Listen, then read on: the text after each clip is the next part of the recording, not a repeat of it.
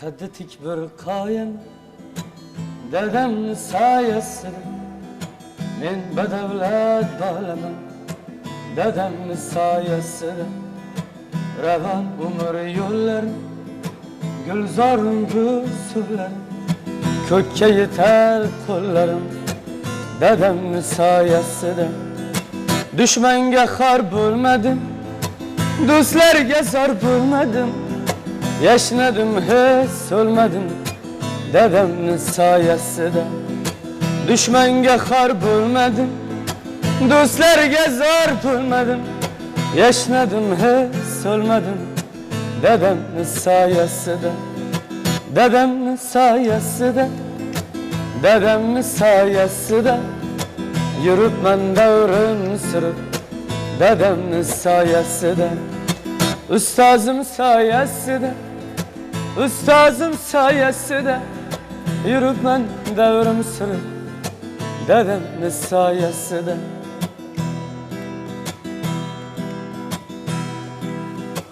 tirikligi davlatim osh pishirar savlatim onam mening jannatim dadamni soyasida Xizrdek oqsoqollik nuroniy so'zi borlik men bir haqqon misoli dadamni soyasida dadamni soyasida dadamni soyasida yuribman davrim surib dadamni soyasida onamni soyasida Ka'bamni soyasida yuribman davrim surib dadamni soyasida topganlarim to'y bo'ldi so'yganlarim qo'y bo'ldi xalq qo'rin nuriga to'ldi dadamni soyasida tirikligi davlatim osh pishirar savlatim onam mening jannatim dadamni soyasida Xizrdek oqsoqollik nuroniy so'zi borlik men bir haqqon misoli dadamni soyasida qaddi tik bir qoyaman dadamni soyasida men badavlat bolaman dadamni soyasida. Yashang.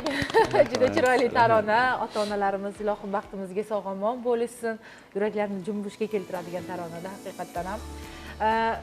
Haqiqatdan yigitimizni ancha oldin dasturimizga bir taklif etgandik. Shunda ham mana shu studiyamizni titratib yuborgandilar. Chiroyli gitara sadolari, ovozlari bilan muxlislarimizni qalbigacha yetib borganda mana shu chiroyli taronalar. Bugun ham maza qilyapmiz. Demak, bu boshlanishi. Albatta, mana Anvarbek Rahmatov bejizga boya yutuqlarim omiliga sabab bo'lgan ustozlarimga, ota-onamga ming rahmat deya fikrlarini shu chiroyli fikrlarni boshlagan edilar. Unga ilova tarzda qo'shiq ham joyiga tushdi va endi ota-onasiga rag'bat, rahmat keltirayotgan mana qizlarimiz ham yonimizda o'tiribdi.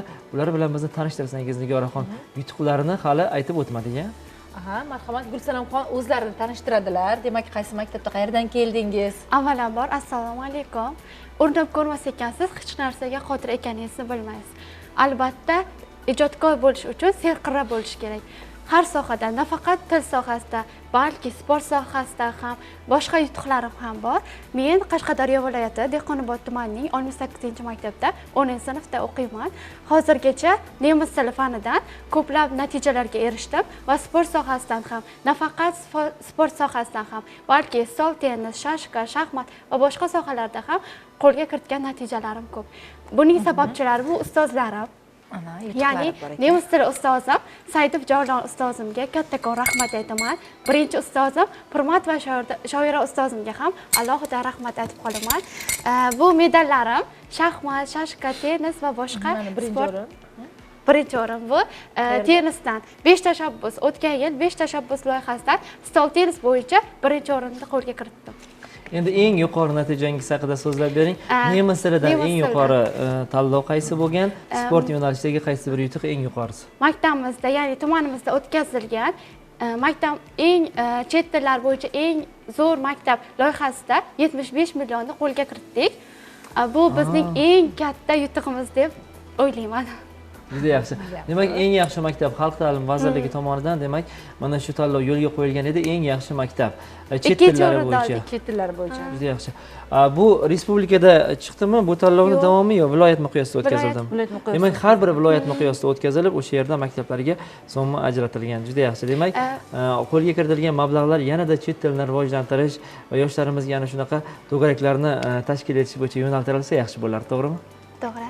Fan olimpiadasida ham tuman va viloyat bosqichida 2-o'rinda oldim va pul mukofoti 1,80 mingga ega bo'ldim. Juda yaxshi.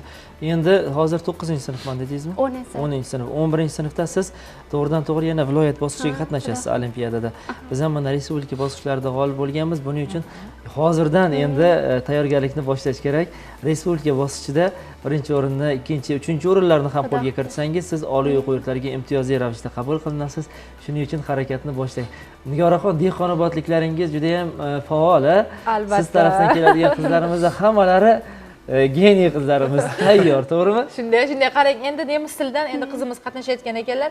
Nemis tilida bizga biror bir she'rmi yoki bir qanaqadir hikoyam nimadir aytib bera olasizmi? Albatta. Mana ertalabdan yurtdoshlarimizni mana bayramlar bilan tabriklang, to'g'rimi? Fikrlarni ingliz, nemis tilida. Guten Tag, liebe Scheuer. Ich bin 6 Jahre alt. Ich besuche die Reisentag musikalisch Programm, Fernsehprogramm. Ich interessiere mich für Deutsch, Tischtennis, Schach und so weiter.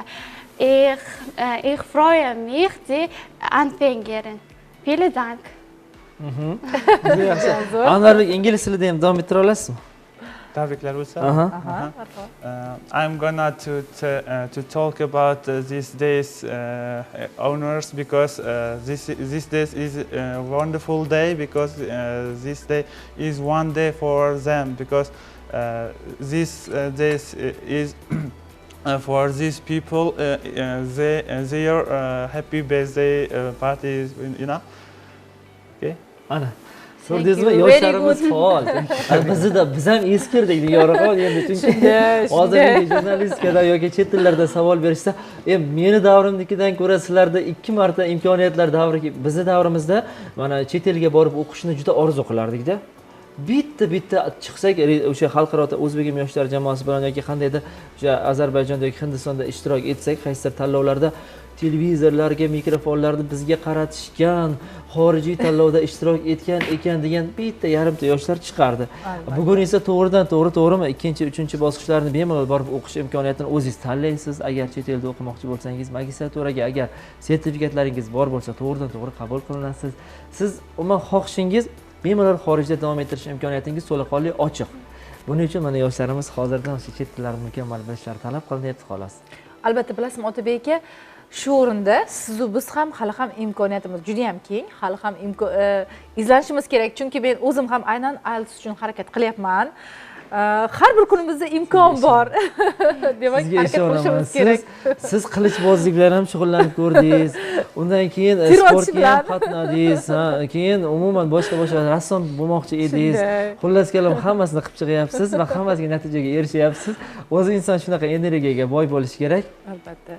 Energiya deganimga esimga tushib ketdi. Aytgancha Anvarbekni asosiy diplom ishlari va albatta ilmiy ishlarini ham energiya resurs tejamkor vositalarini o'sha iqtisodiyotimizga qo'llash borasida ilmiy ishlarni boshlab ulgurganlar. Ular ko'plab bir amaliyotga tatbiq etildi. Ya'ni hozir ko'pchilik mana tadbirkorlarimiz yoki bizga murojaat qilishgan qaysidir fuqarolarimiz qarzlarim energiyadan ko'payib ketibdi. Men issiqxona ochgandim, qarzga kirib ketib qoldim. Qanday qilib endi buni to'layman? Yordam qilishsin davlat tomonidan. Endi davlat tomonidan emas, umuman jahonda bu narsa qo'llanyapti. Resurs tejamkor, imkoniyatli narsalardan, quyosh batarekalaridan foydalanish kerak. Buni mana Anvarbekka o'xshagan yoshlarimiz ishlab chiqyapti, faoliyatga joriy etilyapti. Bu haqda o'zlari gapirib beradilar. Albatta. Bizning yo'nalishimiz, ya'ni muqobil energiya manbalari ta'lim yo'nalishi yangi yo'nalish bo'lishiga qaramasdan, institutimizdan ushbu yo'nalish bo'yicha bir qator katta yutuqlarga erishgan respublika bosqichida, ya'ni boshqa qo'shimcha ravishda xorijiy davlatlarda ham bir qator tanlovlarda qatnashib, yutuqlarga erishgan yoshlarimiz talaygina. Jumladan o'zim haqimda gapiradigan bo'lsam, birinchi bosqichga talabalikka tavsiya etilganidan so'ng o'zimga ilmiy rahbar tanlab oldim va ilmiy mavzuni ham ushbu rahbar bilan birgalikda bir qator ilmiy innovatsion yo'lda maqolalar chop ettirdik xorijiy va respublika bosqichlarida. Keyin undan keyingi bosqichlarda bir qator fan olimpiadalariga qatnashdik. O'zimizni yo'nalishimiz bo'yicha, ya'ni fizika va matematika sohalari bo'yicha. Qo'shimcha ravishda ustozimni bergan motivatsiyalari va turtkulari sababli ingliz tilidan ham qo'shimcha kurslarga qatnashgan holatda IELTS sertifikatini joriy yilda 2022-yil 28-may sanasida qo'lga kiritdim. 6 balli sertifikatni qo'lga. 6. Shunaqa. 6 balli. Ushbu sertifikat ham menga bir qator yo'llarni ochib berdi ilmiy innovatsion yo'lda. Ya'ni asosan o'zimning mutaxassisligim haqida gapiradigan bo'lsam, qayta tiklanadigan energiya manbalari sohasi bo'yicha nafaqat bizning mamlakatimizda, balki dunyo bo'ylab bu global muammolardan biriga aylanmoqda. Yuqorida o'zingiz aytib o'tganingizdek, chunki ko'plab tadbirkorlar, ya'ni zavodlar, har bir soha energetika sohasiga bog'liq, xuddi iqtisodiyot sohasiga o'xshab. Shuning uchun biz agar yurtimizda energetika sohasini yaxshilashga erishib, muqobil energiya manbalarini kengroq targ'ib qila olsak, anchagina iqtisodiyotimizga katta sezilarli darajada yaxshilanishlarga erishishimiz mumkin.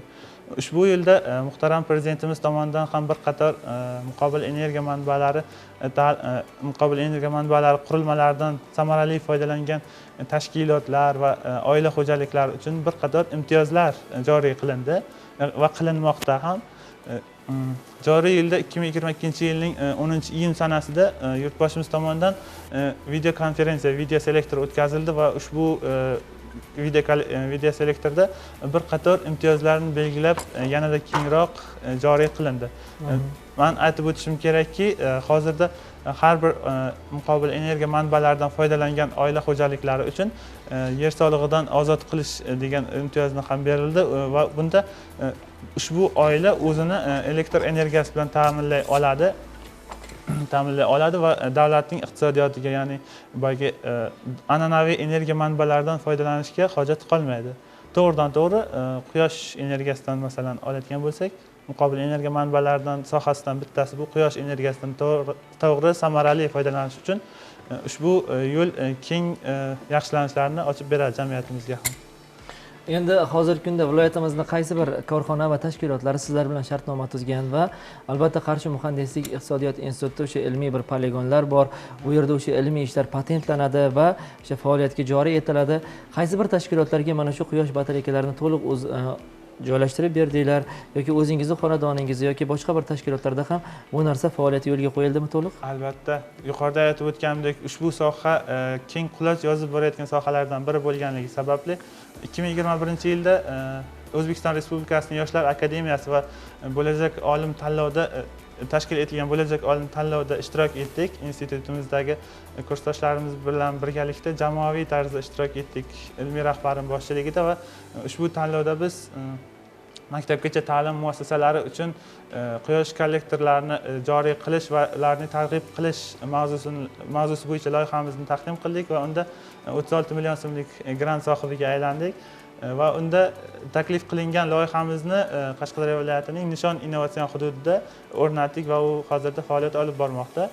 Ya'ni bundan tashqari ham ilmiy rahbarim bilan birgalikda olib borayotgan ilmiy ishlarimiz, ya'ni ushbu soha bo'yicha olib borayotgan ilmiy ishlarimiz bo'yicha o'sha loyihaga o'xshash yangidan yangi qo'shimchalar kiritilgan, ya'ni samarali usullardan foydalanish maqsadida yangi qurilmalarni joriy qilish bo'yicha ham o'qituvchimiz bilan birgalikda ilmiy ishlar olib bormoqdamiz.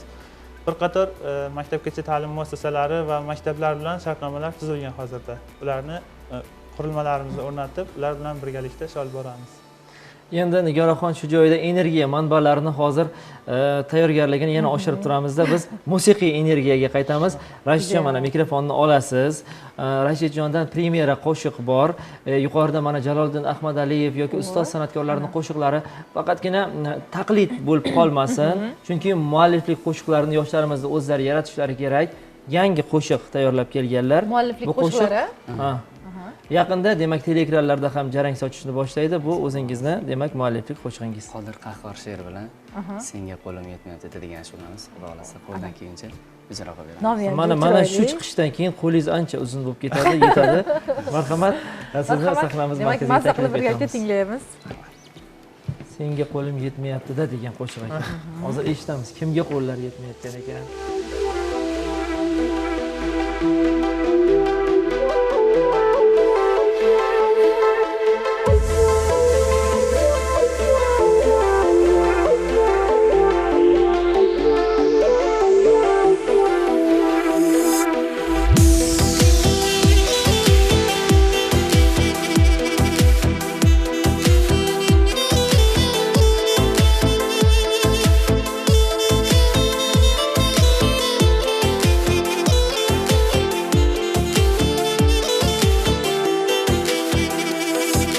So'zlarimga quloq sol guli,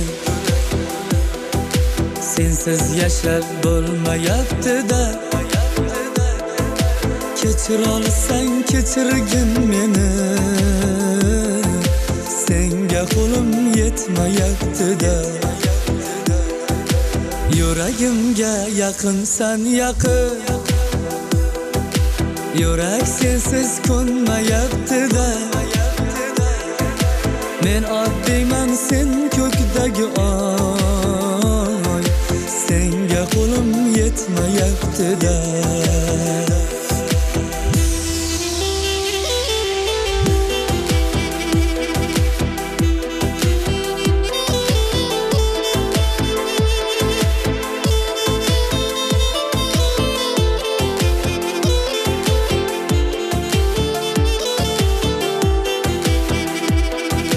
Ko'zlaring sog'insa yurak,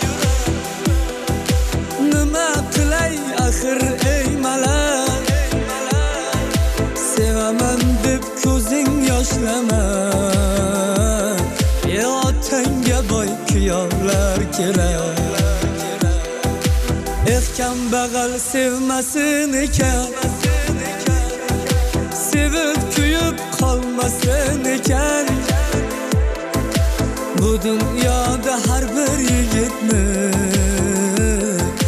Xudo o'zi qo'llasin ekan.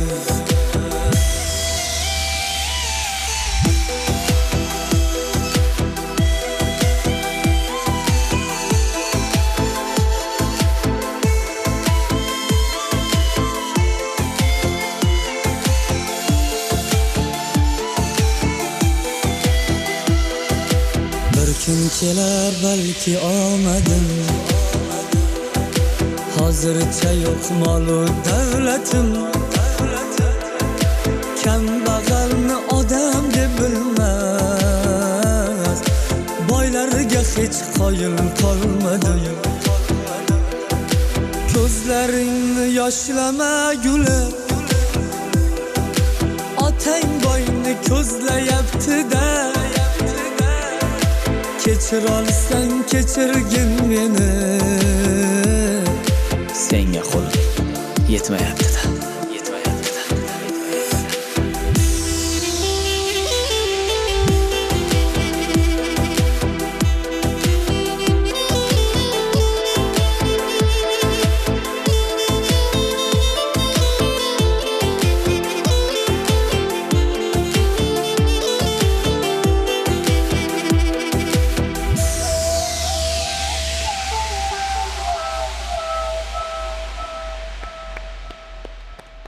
Rashidjon Bekniyozov deydigan chiroyli baralla yangraydigan, sizni sahnalarda chaqiriladigan bir ovozlar yangrab tursin, to'g'rimi?